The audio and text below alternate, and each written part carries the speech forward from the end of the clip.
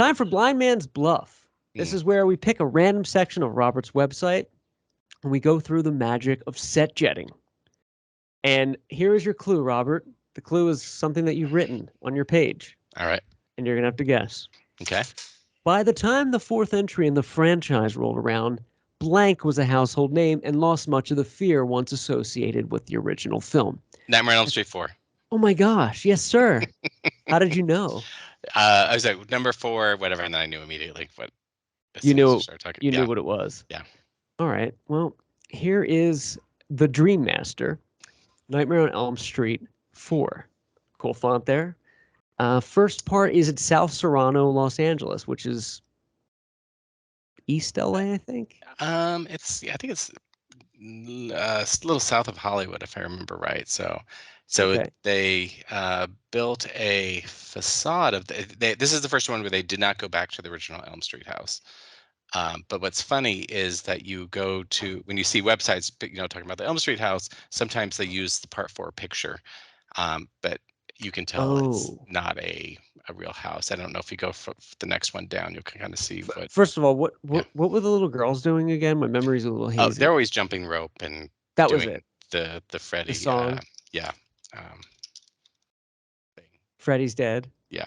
1, 2, Robert is here. 3, 4. Okay. So this is the picture they always use for saying the Elm Street house, whatever. But that's actually not even that's just a facade that they made to stick in front of whatever. There was no house, something. It's not the real deal. Yeah. So at the time, I remember Alice's house was not found, and this was early enough that Google Street View was not everywhere, and there was this was a block of Burbank. So one of the stars, Andrus Jones, said it was.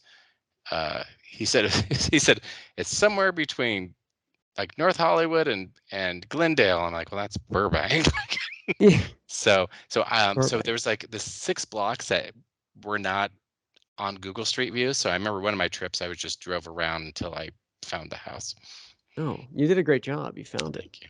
So that was a while ago, obviously. So Springwood High School is now Venice High School, better known as Rydell High in Greece. I remember this. Good shots. Okay, this is the Crave Inn. Yeah, so Andrus Jones also helped me find this at the time, because he gave me some type of hint, and I can't remember what it was, but so I was able to track this down in Culver City. So now everybody and their brother has been to this location. But you were the first. I was the first to find. I used the actor's help to give me a kind of a clue of where it was located at.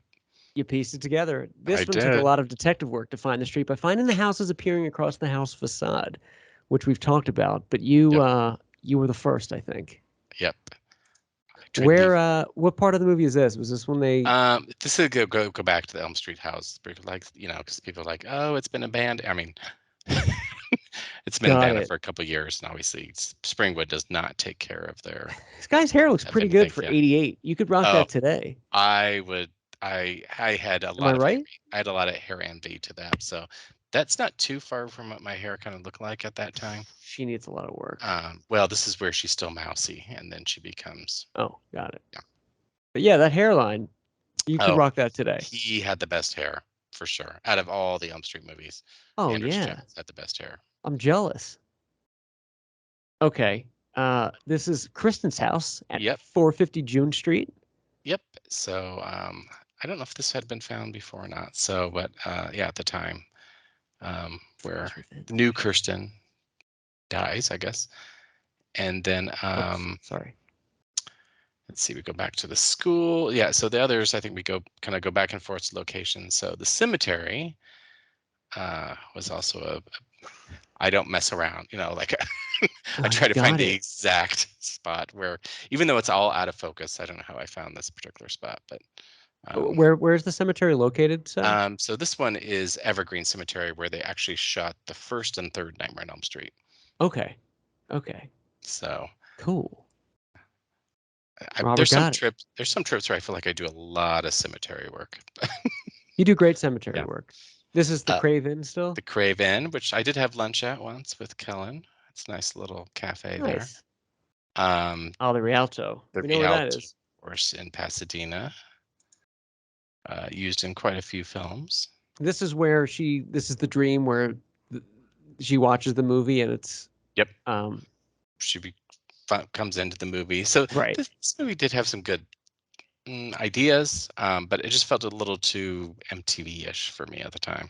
Yeah, I remember you mentioned that. Yeah. This is a cool shot though. We've actually done this page before, but that's awesome. We're Okay. doing it again because Deb- this is a good one. Debbie's This house. is, yeah, this is also in Culver City, Yep, right down the street. and of course the Mulholland Fountain, Yep, during non-drought non-trout. times in LA. So, but which is a nice little visit if you have time in LA. Or Oh yeah, usually you're stuck in this bottleneck around this area trying to get to the freeway.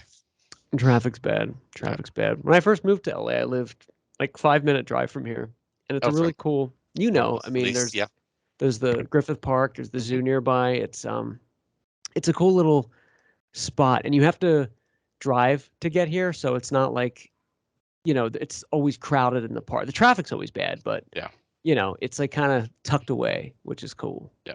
And right up the street from the fountain is a not fake, unused gas station. I think it's only used in movies. So it's kind of fenced off, but Oh yeah, they've yeah, used it in yeah. a couple of movies. Yeah.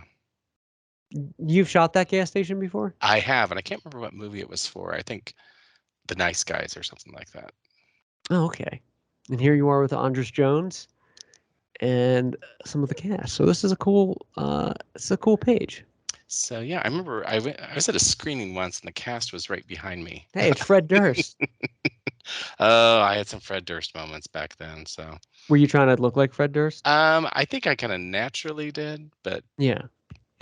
Hey, it was a popular look. it was a popular, yeah. So and there that picture I was rocking my original 1988 Halloween 4 shirt that I could still fit into. Oh, did I miss it? I think it's the very last picture here. There it is. Nice. Do you still have that shirt? I do. I don't think I can fit into it anymore, but Oh, I still have it. that's so cool.